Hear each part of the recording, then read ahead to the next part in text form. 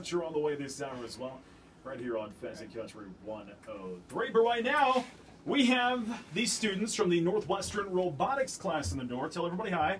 Hi. There we go. And let's go around the horn real quick. Tell everybody who you are. Don't be afraid to eat the mic. I'm Cody Sparling. I'm Sadie Vanderwall. I'm Trey Bierman. I'm Cody LaForge. I'm Nolan Peterson. All right, so they're part of Northwestern Robotics class. And, well, first of all, tell us about this class. What do you guys do in this class? Okay, so basically what we do is we go to SDSU, they give us our theme, and then we have, 6 weeks to build a robot, and then we bring it back to SDSU after the 6 weeks, and we compete against other teams. Okay, so it's you have a competition upcoming, and you guys have brought what you're building into the studio this morning. And I took a little video of it on Instagram. If you want to check it out, Instagram.com/PheasantCountry. Now, how many hours have you put into this robot so far? As we switch people, who's next? Who got nominated? Okay. For the robot part, I'd say the engineers have put in about 10 hours so far in building it and designing it and all of that fun stuff. And for the marketing and promotional side, all the little work that we've done just to promote it and promote Best, about 30 hours so far. And we still have 2 weeks left, so there's a lot of work still yet to be done. Okay, so a lot of hours have gone into this. This isn't finished yet. You still have a lot more stuff to put into this robot, huh? Oh, yeah. Okay. Now, the competition's coming up in a couple of weeks. Can you tell us about the competition this year? Yeah, the competition is going to be pretty tough. It's mining based this year, so there's stages. I think there's 3 of them. The first stage, you have to knock this board out from under basically a basket, and it'll drop 24 pieces of coal, which are foam stress balls. We can pick those up, and then we have to take it back to a starting circle, and we have the spotter and the driver over there, and the spotter can pick that up out of the starting square circle thing and put it into the right buckets. We have to organize them too. And the second stage has I think there's a filter on the second stage, and then, on mines they have the air vents on top, and we have to fix one of those too, and we get 100 points for the filter and or 100 points each for the filter and the air thing.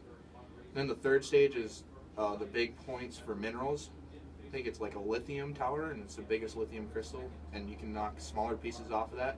And that's just basically 6 inches long by 2 inches wide wood that's held onto there by a Velcro-like substance. It's pretty easy to knock off.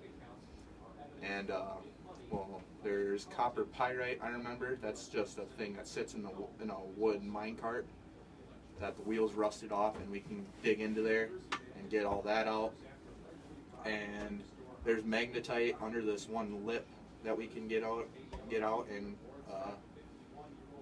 yeah, that's about all. So this robot that you brought in here, you guys have spent quite a few hours working on this, and you still have a lot more hours to work on this too. What do you guys need to finish on this robot to make it, ready for competition?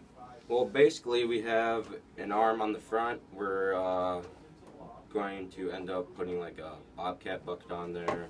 We're going to build like grapple forks to like grasp onto the minerals and the mining objects, and just to kind of add on Trey's little thing he said. The different minerals are based on like a market, and if teams are all going after the coal prices are going to drop and the points are going to go down. And then like say like there's coal, magnetite would go up if nobody was going after magnetite. So yeah, we got to kind of strategize around that, building a robot, and yeah. Now, you guys won this competition. You won the state competition last year. Who was all involved? Who was here last year for that state competition? Okay, let's get him on the mic. Talk a little bit about last year, and what was it like going to this competition, winning the state competition, and moving on to the national competition? Well, winning the state competition was pretty impressive about ourselves, because our first year we didn't start out very well. our second year we come and we win state, I guess, and that was really fun. And the big competition is the best, which is winning in the robot division and in your notebook. And the notebook is bigger than the robot department. And our promo crew does very well with that. And when we went to our regions, we went to Fargo, and that was huge. There's people from everywhere in there. I mean, from different countries. There were people from Canada. It was really fun to see all the people around. It was very loud.